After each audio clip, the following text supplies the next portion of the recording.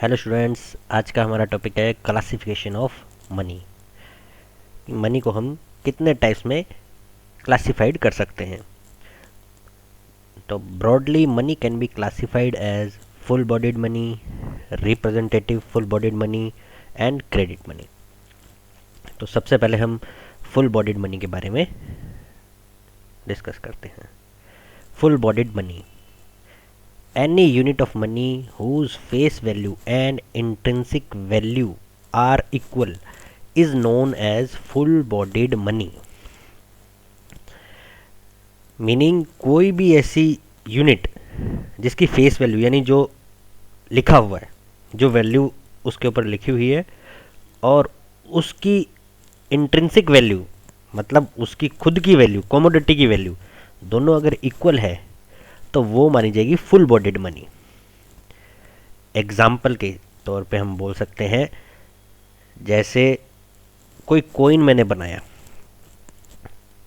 मान लो 1 रुपये का कोइन है, उसके ऊपर फेस वैल्यू क्या लिखी हुई है, 1 रुपी, यानी 1 लिखा हुआ है, 1 हुई उसकी फेस वैल्यू। अब उसकी इंट्रिंसिक वैल्यू क्या होगी? इंट्रिंसिक वैल्यू मतलब में जो मैंने कोइन बनाया है उसके अंदर जो मेटल यूज हुआ है उसकी वैल्यू भी क्या है, 1 रुपया है। तो जब ये दोनों वैल्यू इक्वल होंगी तो वो फुल बॉडीड मनी मानी जाएगी। ठीक है, जैसे नीचे लिखा हुआ है, for example during the British period 1 rupee coin was made of silver and its value as money as was same as its value as a commodity. यानी ब्रिटिश पीरियड के अंदर जो 1 रुपये का कोइन आता था तो वो सिल्वर से बना होता था, तो सिल्वर की वैल्यू भी, जितना सिल्वर उसके अंदर लगा होता था उसकी वैल्यू भी 1 रुपया होती थी, यानी कमोडिटी हुई वो, उस कमोडिटी की वैल्यू भी 1 रुपया है और उसकी फेस वैल्यू जो उसके ऊपर लिखा हुआ है 1 रुपी वो भी 1 रुपया है। तो वो हमारी क्या मानी जाएगी, फुल बॉडीड मनी। देन हमारा आता है representative full body money. It refers to money which is usually made of paper. The value of representative full-bodied money is much higher than its value as a commodity. It is accepted as money as it can be conveniently used for carrying out transaction. इस money में आप मानोगे जो उसकी value है, full bodied money, जो commodity की value है वो बहुत ही कम रहती है, लेकिन जो उसकी फेस वैल्यू है वो काफ़ी ज़्यादा है। जैसे 100 रुपी का नोट, अगर 100 रुपी की नोट में अगर हम 100 हटा दें, ठीक है, 100 हटा दें तो वो क्या होगा, पीस ऑफ पेपर। क्या है उसकी वैल्यू? उसकी वैल्यू कुछ नहीं है। तो ये क्या है, रिप्रेजेंटेटिव फुल बॉडीड मनी। अब वो एक्सेप्टेड क्यों है? क्योंकि उसको लीगली ऑथोराइज्ड किया हुआ है, वो हमारे यहाँ लीगल टेंडर है। Such a type of paper money is 100% backed by metallic reserve of gold or silver and is redeemable at the option of the holder. For example, in case of convertible paper receipt, a person can exchange the amount stipulated on the paper receipt for equal value of gold. ये आजकल नहीं आती है ऐसी money. मतलब ये बोल रहे हैं कि जो मनी है उसको वो 100% गोल्ड से क्या होती है, बैक रहती है, और कोई भी होल्डर चाहे तो वो अपने ऊपर, उसके ऊपर डिपेंड है, चाहे तो वो उसको गोल्ड में कन्वर्ट कर सकता है, लेकिन ये आजकल बंद हो चुकी है। लेकिन जो हमारे जो रुपी नोट है इसके पीछे रिजर्व आरबीआई ने रखा हुआ है।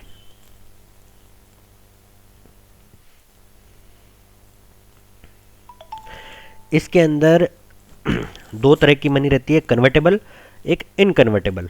कन्वर्टेबल में मत क्या होता है कि जो होल्डर कन्वर्ट कर सकता है, इनकन्वर्टेबल में हम जिसे कन्वर्ट नहीं कर सकते।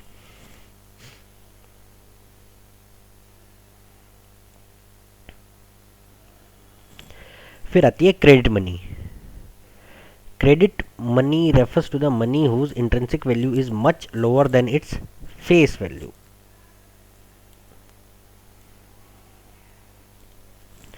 इसमें भी क्या है, जो मनी वैल्यू है वो कमोडिटी से ज़्यादा रहेगी।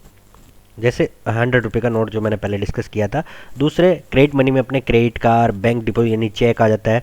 ये क्रेडिट मनी के एग्जाम्पल्स हैं। अब उस क्रेडिट कार्ड की क्या वैल्यू है बताओ आप। जो आपके हाथ में कार्ड है उसकी कोई वैल्यू नहीं है, लेकिन उसी कार्ड के थ्रू हम पैसे निकाल सकते हैं या पैसे ट्रांसफ़र कर सकते हैं। चेक की क्या वैल्यू है, कोई वैल्यू नहीं है, लेकिन उसी पे अगर हमने लिख दिया और बैंक में डिपॉजिट कर दिया तो पैसे किसी और के खाते में भी ट्रांसफ़र हो सकते हैं। इसके काफ़ी फॉर्म है, जैसे टोकन कॉइन माना जाता है, रिप्रेजेंटेटिव टोकन मनी भी है, और सर्कुलेटिंग प्रोमिसरी नोट्स है जो आरबीआई के द्वारा सर्कुलेशन में है। डिमांड डिपॉजिट इन बैंक है, मतलब में जो डिपॉजिट हमने बैंक में किया हुआ है, सेविंग बैंक में, सेविंग अकाउंट में, क्योंकि उसको हम अपनी ऑप्शन के ऊपर है, जब चाहे हम उसको विड्रॉ कर सकते हैं चेक के थ्रू। अब हमारा पॉइंट आता है स्टैंडर्ड मनी क्या चीज़ है। स्टैंडर्ड मनी और टोकन मनी, और क्या इंडियन रुपी जो है वो स्टैंडर्ड मनी है या टोकन मनी है, ये हमें डिसाइड करना है, क्योंकि ये आपका क्वेश्चन आ सकता है 7 नंबर का कि इंडियन रुपी स्टैंडर्ड मनी है या टोकन मनी है।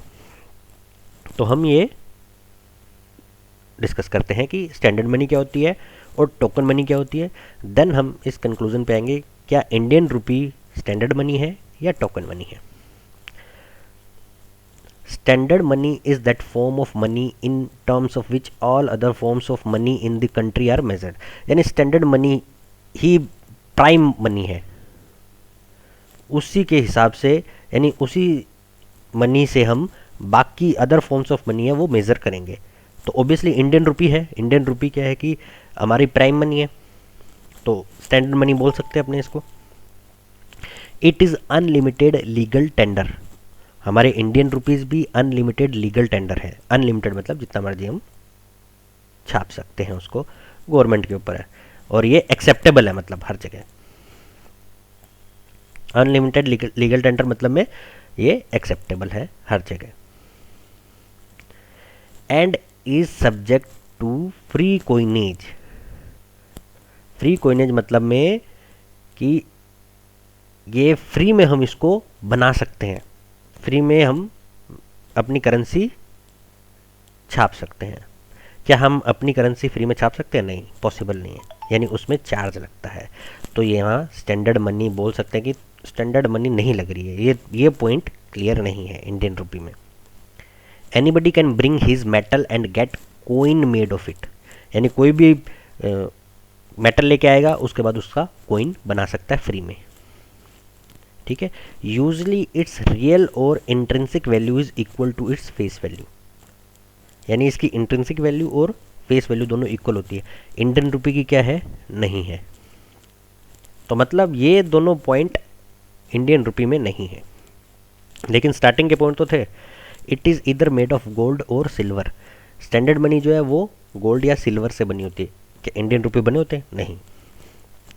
Eight present no country has such a money in standard money.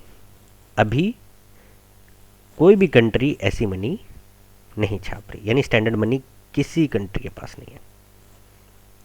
अब हम टोकन मनी को पढ़ते हैं। Token money is made of cheaper metal, it is limited legal tender. लेकिन Indian rupees क्या है? अनलिमिटेड लीगल टेंडर है। It is not subject to free coinage, यानी ये फ्री में हम नहीं छाप सकते। ठीक है, तो इंडियन रुपी भी हम फ्री में नहीं छाप सकते, तो टोकन मनी में पॉइंट आ गया। लेकिन फर्स्ट वाला नहीं आया था, limited legal tender. And it's face value is greater than it's intrinsic और मेटेलिक वैल्यू, यानी इसकी जो फेस वैल्यू है वो इंट्रिंसिक वैल्यू से ज़्यादा होगी। तो हमारी जो इंडियन रुपी है उसकी फेस वैल्यू ओबियसली ज़्यादा है, तो ये पॉइंट टोकन मनी का हमारी इंडियन रुपी में फिट बैठ रहा है।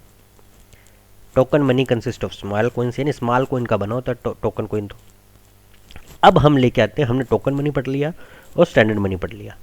अब इंडियन रुपी में हम आते हैं। The rupee is the standard unit of money in India, but its face value is greater today than its real value, nor is the rupee subject to free coinage, it can not therefore be called standard money, यानी इसी कारण से वो free coinage नहीं है, इसी कारण से उसे स्टैंडर्ड मनी नहीं बोल सकते। इसे क्या बोल सकते हैं, ये मिक्सचर है स्टैंडर्ड मनी और टोकन मनी का, यानी कि आधे इसके अंदर एलिमेंट्स हैं और हाफ स्टैंडर्ड मनी के एलिमेंट्स है। तो हम ऐसा बोल सकते हैं जो इंडियन रुपी है वो mixture of standard money and token money का है। तो ये हमारा इम्पोर्टेंट क्वेश्चन है कि इंडियन रुपी जो है वो क्या स्टैंडर्ड मनी है या टोकन मनी है, या हमारा क्वेश्चन ऐसा आ सकता है स्टैंडर्ड मनी और टोकन मनी में क्या डिफरेंसेस है। ठीक है, तो ये हमारे 2 क्वेश्चन सिर्फ इन 3 पॉइंट में हमारे कवर हो जाएंगे।